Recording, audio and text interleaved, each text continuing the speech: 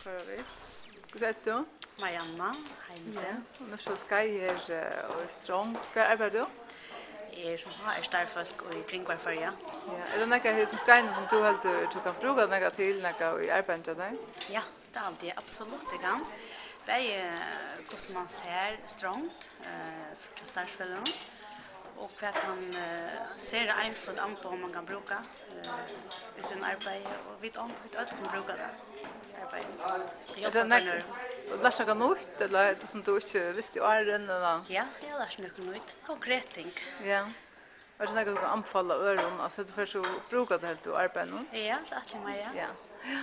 Är kanske nämna något döme akkurat helt Ja, konkret? till dømes man ser hvordan man bare ser og startfølgen hvordan det er strångt og hvordan jeg kan eisne spyrre en tid eller